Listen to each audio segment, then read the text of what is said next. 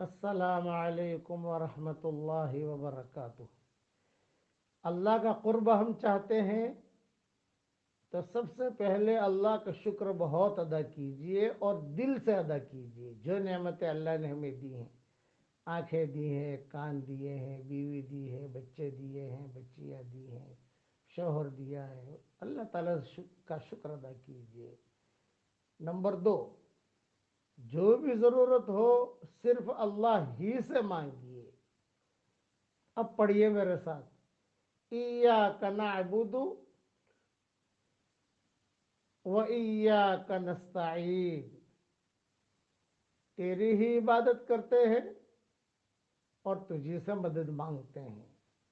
مدد اللہ سے مانگیے، پھر ظاہری اسباب جو اختیار کرنے ہو کیجیے۔ بیماری آئی، پہلے اللہ سے کہیے کہ اللہ مجھے شفا دے۔ کوئی مسئلہ گھر میں آیا، پہلے اللہ سے کہیے کہ اللہ تعالیٰ میرا مسئلہ دور کر دے۔ پھر وہ مسئلہ دور کرنے کے لیے جو ہے سبب اختیار کیجیے۔ دوا میں اللہ نے شفا نہیں رکھی ہے، شفا اللہ نے اپنے قبضے میں رکھی ہے۔ گولی جب پیٹ میں جاتی ہے تو اللہ سے پوچھتی ہے کہ اللہ پاک شفا دوں یا شفا نہ دوں۔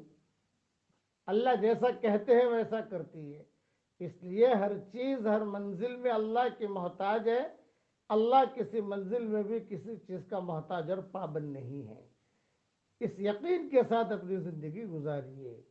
اب پڑھ لیجئے میرے ساتھ، سبحان اللہ و بحمدہ، سبحان اللہ العظیم۔ بس یہ پڑھ لیجئے، پڑھوا لیجئے، آگے بھیج دیجئے۔ اللہ تعالی ہم سب کو ایمان کامل عطا فرمائے، آمین۔ وآخر دعوانا ان الحمدللہ رب العالمین۔